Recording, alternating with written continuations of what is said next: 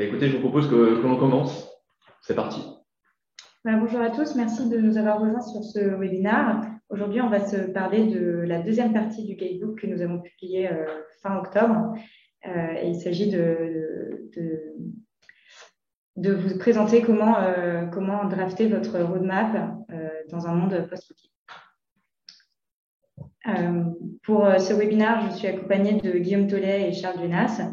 Je vais commencer par me présenter et je laisserai à leur tour se présenter. Je suis Sarah Soufflet, je travaille en tant que Project Lead chez 55 et j'accompagne donc les clients dans le cadrage et le pilotage de leur mission, en l'occurrence sur des sujets d'optimisation de la performance digitale, médias, etc. Et donc sur des sujets de vision post-cookie, en l'occurrence. Je vais laisser Charles se présenter à son tour. Bonjour à tous, donc Charles, je travaille dans l'équipe expertise et innovation de 55, qui est une équipe transverse en support des consultants sur les sujets techniques ou innovants. Et pour ma part, je suis spécialisé sur les sujets de mesure et sur les sujets de privacy. Bonjour à tous, Guillaume Tollet, directeur exécutif chez 55 et spécialiste des données personnelles et du respect de la vie privée. Donc, si vous ne nous connaissez pas, 55, on est plus de 300 experts sur la data répartis dans 8 bureaux à l'international, ce qui nous permet de couvrir les 3 continents et d'accompagner plus de 100 marques en France comme à l'international sur des sujets tels que l'élaboration de data stratégie, la mise en place d'outils analytics, le déploiement d'outils médias, et également l'analyse de la performance digitale et média, parmi tant d'autres sujets. Et enfin, on est fiers de faire partie du groupe Johan Lister Jones, qui est le leader mondial de la grande tech aujourd'hui. Pourquoi ce webinaire aujourd'hui et de quoi va-t-on se parler? Ce webinaire fait suite à la partie 1 qui vous a été partagée courant octobre, qui permettait de présenter le décor, d'expliquer quel était le monde post-cookie et quels étaient les impacts sur les différents cas d'usage marketing. Aujourd'hui, l'objectif, c'est de se parler de l'élaboration de la feuille de route dans cet écosystème, comment avancer et quelles sont les premières étapes et les grandes recommandations que l'on a à vous partager. Et enfin, si vous souhaitez rester informé sur les sujets de privacy, plusieurs façons de le faire. Vous avez cette session est enregistrée, donc vous pourrez la récupérer sur les réseaux et la partager à vos collaborateurs ou la revisionner. Vous avez également la possibilité de télécharger le guidebook si ce n'est pas déjà fait. Ça vous permettra d'avoir l'exhaustivité de notre discours à l'écrit. Et enfin, on vous invite fortement à consulter notre blog sur lequel on partage régulièrement des articles sur le digital et la privacy en particulier. Et vous pouvez également nous suivre sur LinkedIn où on partage nos différentes prises de parole et les différents articles directement. C'est un bon moyen de rester informé. Du coup, pour se parler de la partie rédaction d'une feuille de route, on pense qu'il est important pour le faire de d'abord comprendre où l'industrie souhaite aller et quelles en sont les grandes tendances, puis de s'interroger sur les impacts que cela peut avoir sur votre stack technique. Et enfin, on vous formulera des recommandations et des points d'attention sur la préparation de la transition à un monde post-cookie. Et enfin, on souhaite vous montrer un exemple de roadmap qu'on a pu constater chez nos clients pour rendre ça un petit peu plus concret. Je vais laisser la parole à Charles pour parler des tendances de l'industrie. Merci Sarah. En effet, avant de construire votre roadmap et donc pour transformer votre marketing dans les mois et les semestres à venir, pour s'adapter à ces nouvelles tendances privacy, on pense qu'il est clé de comprendre vers où l'industrie se dirige et quels sont les acteurs, technos et nouveaux cas d'usage qui émergent. Déjà pour savoir sur lesquels il faut parier aujourd'hui et sur lesquels on peut commencer à travailler également. Et c'est pas forcément facile à faire. On imagine que vous avez été confronté à une avalanche de technos et de webinars. Donc pour vous aider à y voir plus clair, on vous propose une synthèse du marché suivant quelques catégories d'acteurs qui définiront les capacités ou les limitations de marketing. Et donc si on revient aux bases, la précision des activations du marketing qu'on peut faire est avant tout définie par les choix privacy des navigateurs et des OS. C'est le point 1 ici. On pense évidemment à Chrome, à Apple, mais également Firefox, par exemple. Et donc, deux choses à retenir sur ces acteurs. Ils définissent les capacités de tracking par défaut, mais il peut y avoir des exceptions, comme on va le voir juste après. Et même s'ils se dirigent tous vers une restriction globale assez similaire sur la fin du tracking entre plusieurs sites avec les cookies tiers, ils diffèrent beaucoup de leur approche sur les solutions de remplacement. C'est-à-dire que Apple, par exemple, propose une mesure agrégée dégradée, mais une mesure agrégée en remplacement aux cookies tiers. Google travaille également dessus, sur la partie mesure. En revanche, sur le ciblage, on sait bien que c'est Google qui travaille sur ce sujet avec Privacy Sandbox, avec Flock et avec Fledge, mais il est possible que uniquement Chrome, in fine, hérite de ces mesures de remplacement. Donc, des browsers et des OS qui définissent les capacités de tracking par défaut, mais il est possible de déroger à ces mécanismes par défaut pour certains inventaires, pour certains sites logués. Et donc là, ce sont les points 2 et 3. On parle bien sûr dans le point 2 donc des walled gardens, donc qui ont des données people loguées qui vont permettre de maintenir une mesure et un ciblage efficace. Et donc, ils devraient sortir très renforcés de cette transition post-cookie. L'enjeu pour vous, c'est de continuer ou d'améliorer votre utilisation de ces plateformes. Mais il y a également d'autres plateformes un peu moins grandes, c'est le point 3, qui sont quand même des grands carrefours d'audience avec beaucoup de données loguées et qui prennent de l'importance également. On parle ici notamment des e-retailers, donc des carrefours, des Cdiscount qui développent cette donnée. Et l'enjeu, ces acteurs-là vont essayer de monétiser ces audiences loguées pour des usages marketing. Et l'enjeu pour vous, c'est d'identifier les partenaires qui sont pertinents par rapport à votre business et, dans certains cas, de conclure des deals médias plus data. Pour les sites qui ont des audiences loguées moindres, il ne serait pas réaliste pour vous de chercher à conclure des deals en direct avec chacun d'entre eux. Donc, dans ce cas-là, il y a deux cas qui se distinguent. Il y a certains sites qui ont quand même une audience substantielle loguée. Et donc, il y a des acteurs qui vont chercher à fédérer les audiences loguées de chacun de ces sites, par exemple des sites de presse. C'est le point 4. Et donc, on va émerger des initiatives d'ID universel, c'est-à-dire créer des pools d'audience basés sur un identifiant d'habitude basé sur l'email pour pouvoir donc cibler, mesurer sur plusieurs sites simultanément. Et donc, il y a des initiatives comme ID5 et même des DSP comme The Trade Desk qui se lancent fortement sur ces sujets. Pour ce type d'acteurs, d'après nous, l'enjeu est qu'ils doivent encore convaincre sur le reach qu'ils permettront d'atteindre et sur la véritable résilience de l'identifiant basé sur l'email qu'ils proposent, parce que celui-ci, par exemple, est notamment attaqué par Apple depuis iOS 15. Alors, si vous êtes dans aucune de ces catégories, vous êtes un petit site de l'open web sans véritablement d'audience loguée, là, les choses se compliquent un petit peu. Vous héritez les capacités de tracking par défaut des browsers et des OS. Et donc là, la valorisation de médias de ces sites a des risques de diminuer si les alternatives comme Sandbox ne sont pas suffisantes pour eux. Alors, on voit que l'écosystème est très, très fragmenté dans la mesure où le cookie tiers disparaît comme identifiant universel. Donc, c'est pourquoi, sur la droite, il y a une catégorie d'acteurs un peu tactiques qui proposent de jouer un peu sur tous les fronts. Côté walled garden, ID universel, e-retailer, contextuel, par exemple. Donc, on a ici cité deux exemples avec LiveRamp et Criteo.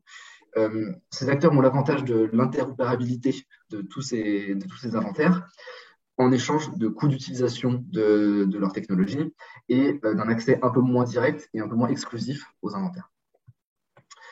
Alors, encore une fois, on voit que l'écosystème est fragmenté et il va faire appel à des techniques de ciblage et de mesures nouvelles. Donc, sur la slide suivante, on essaie de synthétiser toutes les évolutions de ces ciblages, de ces mesures. Et encore une fois, c'est clé de comprendre cette tendance pour savoir sur quoi il faut arrêter de viser et sur quoi il faut commencer à investir. Et si on veut vraiment résumer, ce qu'on voit rapidement sur cette slide, c'est que toute la partie du marketing one-to-one, très granulaire, très individuel, on prend quand même un coup assez sévère avec la disparition du cookie tiers comme, encore une fois, identifiant universel. Mais pourtant, le marketing one-to-one n'est pas du tout terminé dans la mesure où il y a ces données people, ces données personnelles, lorsqu'il y a eu le bon consentement qui est recueilli, qui peuvent être utilisées pour continuer à mesurer, à cibler dans certains environnements. Ce n'est pas la fin du marketing one-to-one. Mais comparativement, on voit que quand même qu'il y a un mouvement vers la droite sur un marketing plus par cohorte, plus one-to-many, sur lequel il nous semble important de commencer à investir aujourd'hui parce que ça fait appel à des techniques assez avancées. Donc, voilà, il faut investir sur cette partie droite. Et donc, que ce soit donc, en tracking cookieless, ou en modélisation ou sur les méthodes d'incrémentalité. Ça, c'est pour la partie donc, acteur et cas d'usage. Mais maintenant, pour aller vers cet écosystème, vous ne partez pas de rien. Vous avez un stack actuel, il ne faut pas faire table rase de ce stack. Et donc, notre recommandation, c'est d'évaluer l'impact de ces tendances sur chacun des outils. Et donc, très rapidement, on voit qu'il y a des outils qui vont être fortement impactés, sur lesquels il faut arrêter d'investir, ou alors mettre en place des mesures palliatives. C'est par exemple le cas d'outils médias qui voulaient avoir une couverture très large du digital. Et à l'inverse, il y a des outils qui comparativement deviennent clés parce qu'ils sont par exemple basés sur de la first party data qui est résiliente, ou parce qu'ils permettent des use cases plus avancés comme les CDP et les clean rooms. Donc voilà pour cette partie contexte. Une fois que vous avez analysé le marché et les impacts sur vos outils, il faut commencer à construire votre roadmap. Et pour ça, Sarah et Guillaume ont quelques recommandations à vous donner. Merci Charles. Effectivement, donc, nous, on a formulé 4 grandes recommandations pour préparer en fait à ce monde post-cookie. La première, c'est une recommandation organisationnelle. Il va falloir repenser les différentes fonctions dans les équipes. Ensuite, il y a un sujet sur les process. Il va falloir repenser les process pour être capable de construire un socle de first party data exploitable. En 3, repenser la proposition de valeur qu'offre la marque en échange du consentement utilisateur. Et enfin, en termes de timing, notre grande recommandation, c'est de commencer à s'intéresser et à lancer ces sujets-là dès que possible pour être prêt d'ici à l'extinction totale des cookies tiers et de l'accroissement des contraintes qui ne font que grandir. La première recommandation, elle est au niveau de l'équipe. Au-delà du fait qu'il faut former les équipes légales, former les différentes personnes à ces différents enjeux et les sensibiliser à cette nouvelle façon de travailler, on constate que, ou en tout cas notre conviction, c'est que les descriptions et les métiers de vos équipes dans vos équipes actuelles vont être amenés à évoluer. Donc, si on prend le tracking spécialiste aujourd'hui, c'est une personne qui va collecter et qui, à l'origine, souhaitait collecter le maximum de données possibles. Aujourd'hui, avec les contraintes au niveau du consentement, au niveau des navigateurs, des contraintes à la fois comportementales et techniques, il en résulte que toutes ces données ne seront plus disponibles et donc il va davantage falloir traquer des signaux pertinents que l'intégralité des données. Donc on passerait à un rôle de signal spécialiste plus que tracking spécialiste. Le data analyst initialement pouvait travailler sur une donnée exhaustive. Demain, avec les zones de flou, ou en tout cas les zones sur lesquelles on n'est plus capable d'attribuer des actions très déterministes, il va y avoir un travail de modélisation pour combler les trous qu'il y aura dans la raquette. C'est pour ça qu'on les a nommés des measurement scientists, puisqu'il va falloir progressivement de plus en plus dans leurs tâches quotidiennes modéliser des données, interpréter des données en ayant conscience qu'il manque une partie d'entre elles. Les médias traders ne pourront plus uniquement se concentrer sur une conversion ou un purchase en fin de funnel.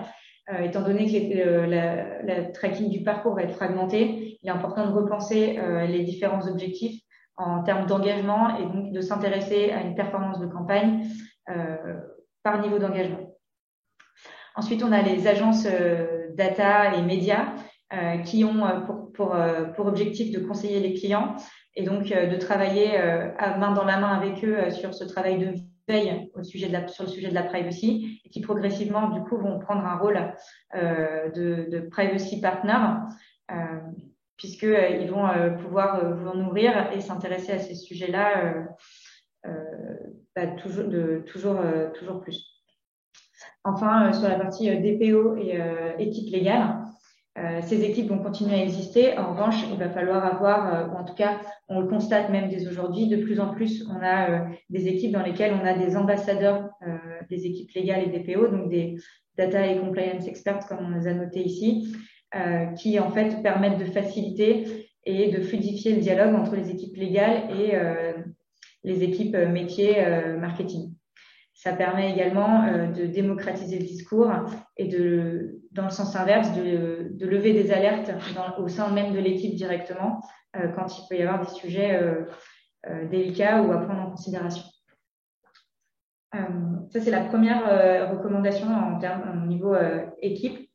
Repenser un petit peu tous les nouveaux métiers et commencer à se former et à s'habituer à ces nouvelles pratiques et tâches qui vont devenir de plus en plus fréquentes. La deuxième recommandation, c'est de construire une organisation orientée first party data. Alors, on sait que c'est aujourd'hui quelque chose que tout le monde dit et tout le monde sait qu'il faut avancer dans cette direction.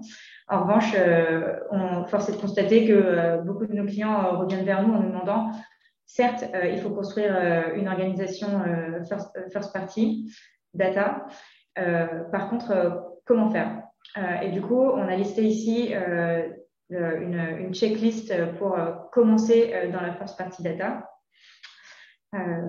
et partir sur des bons rails pour avancer et être capable non seulement de collecter de la donnée, mais surtout de l'exploiter et de l'utiliser à des fins d'activation.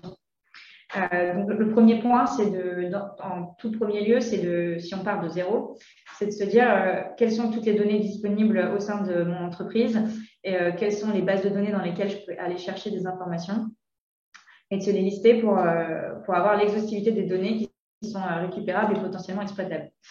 Ensuite, en deux, il faut s'assurer que, point de vue consentement, conformité et sécurité, les données sont collectées correctement, puisque ce qu'on souhaite avoir, c'est des données collectées qui seront pérennes, viables dans le temps et surtout, et qui du coup seront activables.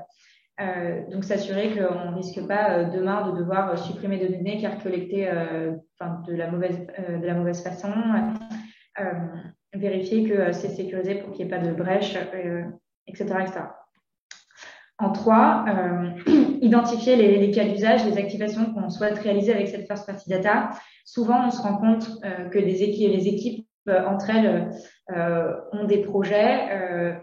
Pour autant, en phase de cadrage, il n'a pas été mention des différents prérequis et de la véritable activation qu'on souhaitait réaliser. Donc, typiquement, une équipe data science va avoir créé un algorithme de prédiction d'achat et souhaite partager cette audience à l'équipe média pour en faire une campagne. On a déjà eu la situation, l'équipe média se retrouve avec des volumes insuffisants dans les résultats du travail réalisé par l'autre équipe et des résultats, le fruit du travail de l'équipe data science n'est pas exploitable par l'équipe média. Donc, il est très important et on conseille vivement de vraiment cadrer quelle est l'activation qu'on souhaite réaliser et de la détailler précisément. Enfin, le point 4, c'est de créer de nouvelles façons de récupérer de la donnée first. Et pour ça, c'est de repenser les parcours en ligne sur vos sites pour avancer ou proposer un login à un moment pertinent et qui aura de la valeur aux yeux du client ou du prospect sur le site.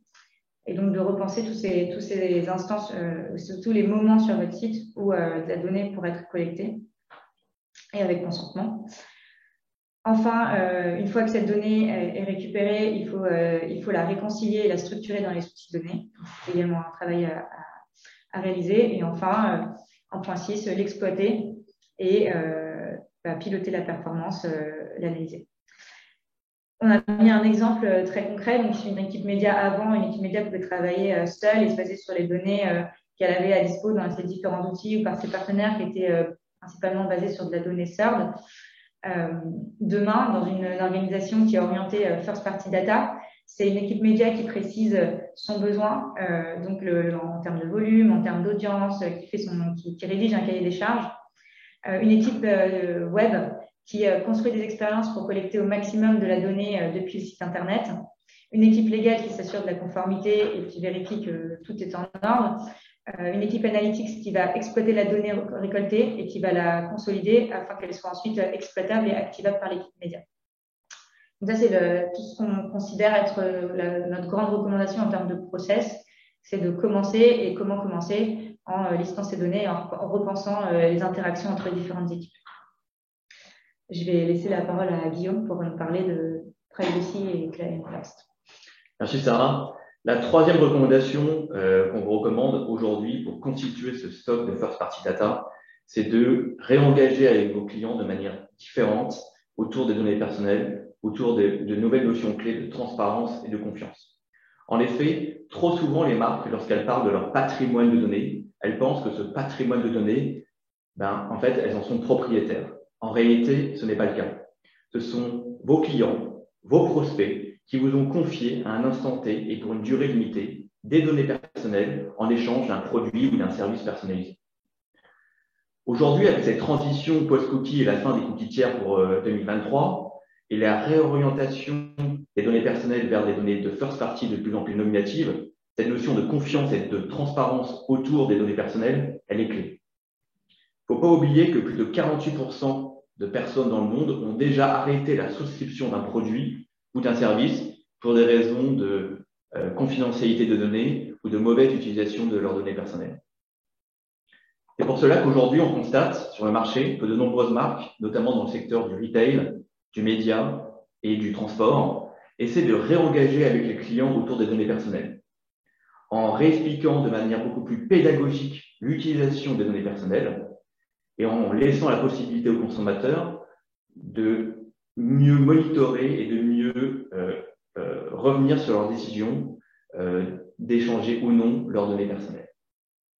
Tous ces concepts, ils sont pas nouveaux. Ils ont déjà été théorisés en 2010 par des chercheurs de Harvard sous le terme de Vendor Relationship Management, dit VRM.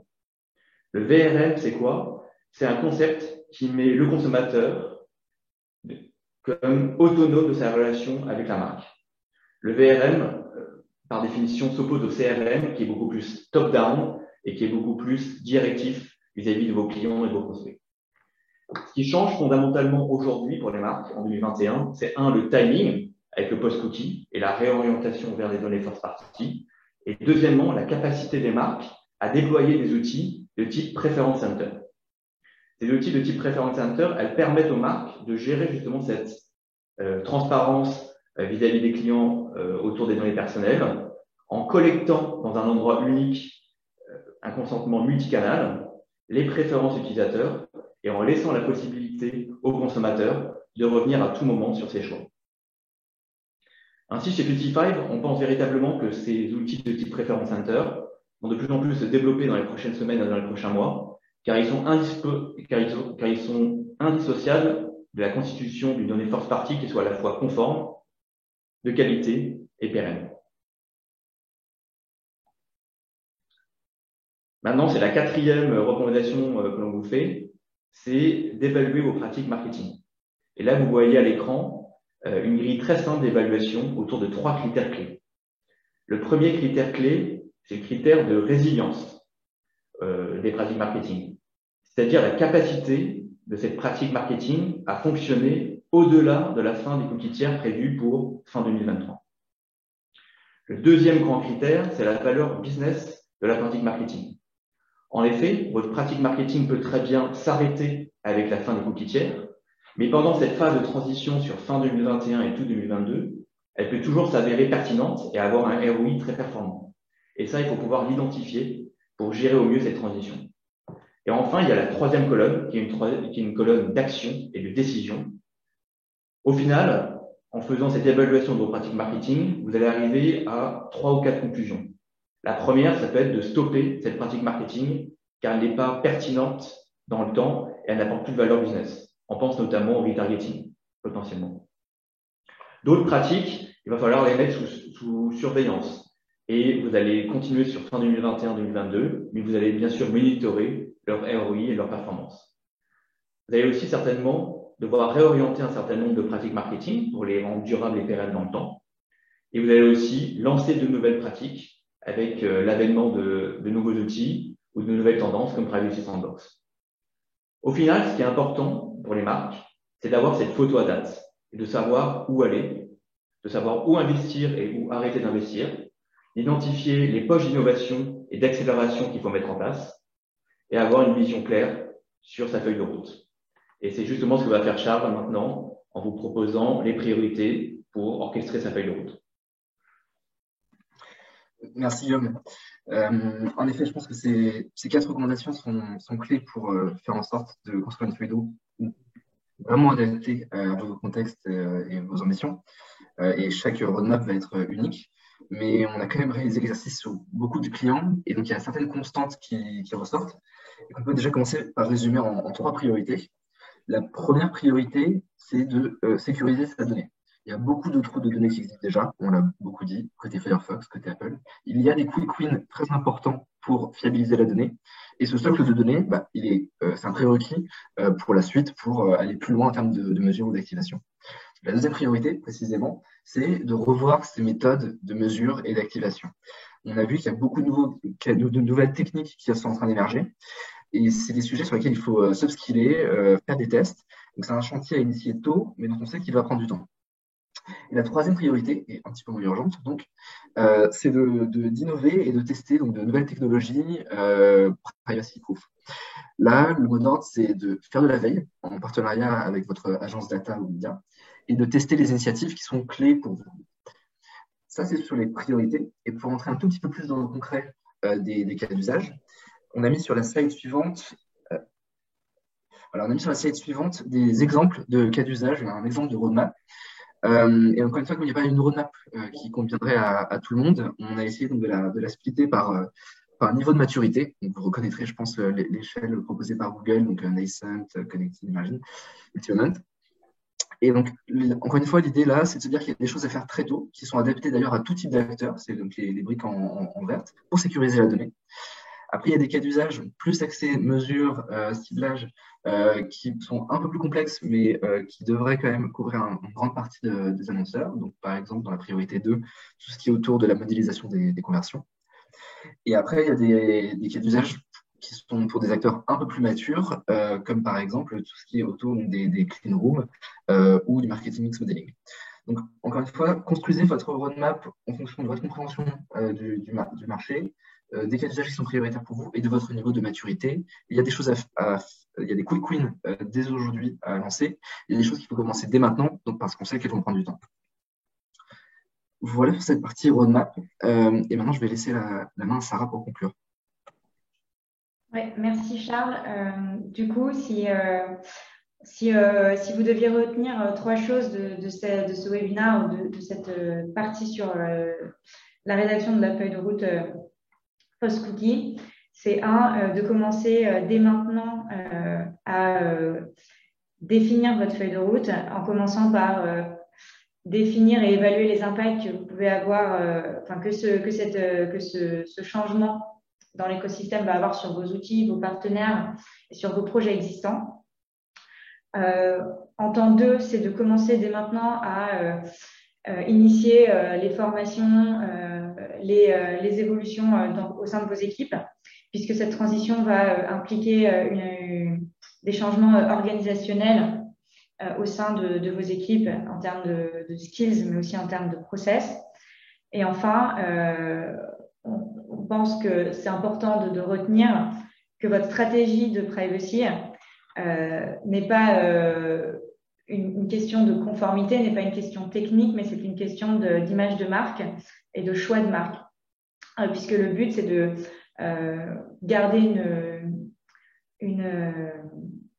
une relation long terme avec vos clients et vos prospects, de garder une bonne image et par conséquent, derrière, en gagner tout un tas de données activables et viables, pérennes dans le temps.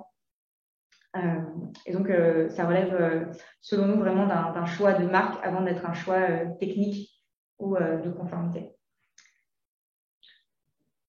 Donc, écoutez, merci beaucoup.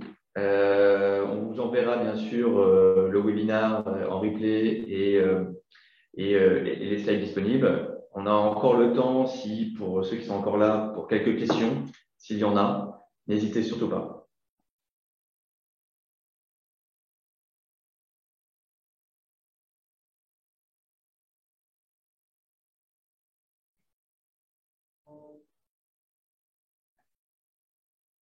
Pour le moment, je ne vois pas de questions. Je vois beaucoup de merci. Et bien, écoutez, je vous propose de conclure. Surtout, si vous avez des questions, n'hésitez pas à nous contacter directement chez 55. Et je vous remercie beaucoup et je vous dis à très bientôt. Au revoir.